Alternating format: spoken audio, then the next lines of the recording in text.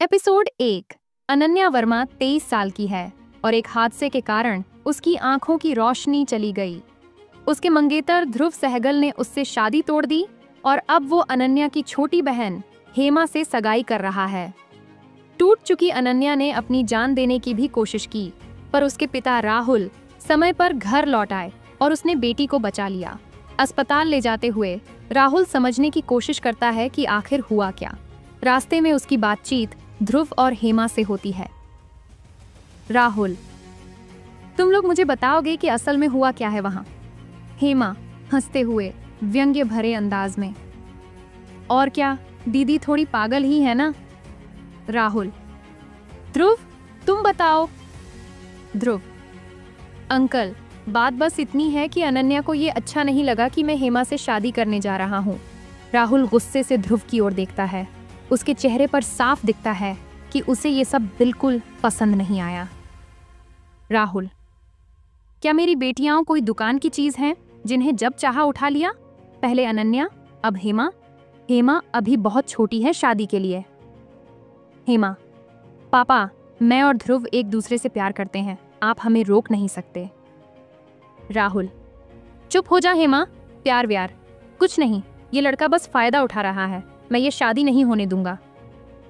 ध्रुव, अगर आपको इससे कुछ फायदा हो तो भी नहीं। ध्रुव हेमा को देखता है। हेमा मुस्कुराती है जैसे उसे सब समझ आ गया हो। जब अनन्या अस्पताल में जिंदगी की जंग लड़ रही होती है, उसका पिता बिना उसकी राय के उसके लिए एक फायदे का सौदा तय कर लेता है। उसकी शादी एक रहस्यमय अमीर आदमी से करा दी जाती है, जिसके बारे में अफवाह है कि वह बहुत पराया और बेरहम है और उसका पहला रिश्ता एक लड़की की आत्महत्या पर खत्म हुआ था। सबको शक है कि शायद वह बहुत बुजुर्ग है या उसका चेहरा किसी वजह से छिपाया जाता है। राहुल अपनी बेटी की अंधता का फायदा उठाते हुए फायदे के लिए उसकी शादी उसी से तय कर देता है। उसके अनुसार मरना ही है तो शादी के बाद कम से कम परिवार को फायदा मिल जाएगा, इसलिए वह अनन्या को समस्या मानकर सौंप देता है। राहुल अपनी बेटी के कमरे में जाता है और अनन्या को अपने फैसले के बारे में बताता है। अनन्या दुख और गुस्से से कांप उठती है।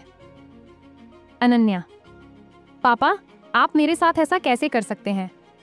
राहुल, तुम मरना चाहती थी ना, कम से कम अब मरोगी तो घर को कुछ फायदा मिलेगा, बस। अनन्या, तो आपके लिए मैं क्या हूं, सिर्फ एक सौदा? राहुल, बेटा दिनेश वंश चलाते हैं और बेटियां अच्छे रिश्तों से घर को उठा देती हैं, यही दुनिया है, समझो और चुप रहो। कमजोर अनन्या कुछ नहीं कह पाती, चुपचाप पीठ घुमाकर रोती रहती है। उसे अपनी किस्मत पर यकीन नहीं होता। उसका अपना बाप उसे एक सौदे की तरह बेच रहा है, अपनी भलाई के लिए। राहुल, तुम 3 दिन में शादी करोगी, कोई चालाकी मत करना। दूर शहर में। सचिव, सर, वर्मा परिवार ने शादी के लिए हाँ कर दी है। रहस्यमयी दूल्हा कृष्ण, मैंने तो कभी शादी का प्रस्ताव भेजा ही नहीं। सचिव, बिल्कुल नहीं सर, खुद उन्होंने हमसे बात की, बोला कि उनकी सबसे बड़ी बेटी को आपके साथ शादी के लिए तैयार हैं। कृष्ण, उन्हें तो बस पैसा और नाम चाहिए, वैसे भी इस रिश्ते में उन्हें कोई दिलचस्पी नहीं होगी। आखिरकार शादी होते ही सब खत्म हो जाएगा। शादी के दिन भी अनन्या को उसके नए घर ले जाया जाता है, उसे सजाया संवारा जाता है। उसके पास कोई विकल्प नहीं, अब उसने किस्मत को स्वीकार कर लिया है। जो घर वालों के लिए केवल बोझ थी, अब उन्हें बेच दिया गया। हेमा व्यंग्य से, बहुत सुंदर लग रही हो दीदी, अफसोस है कि एक बूढ़े सन की आदमी से शादी करनी पड़ रही है, जिसने अपनी पहली मंगेतर को मार डाला। वैसे तुम्हें शायद फर्क ही नहीं पड़ता, आखिर तुम तो खुद अपनी जान देना चाहती थी।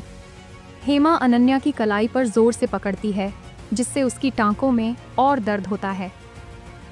अनन्या रुआंसी, हेमा, दर्द हो रहा है, क्या इतना ही काफी नहीं कि तुमने ध्रुव को मुझसे छीन लिया?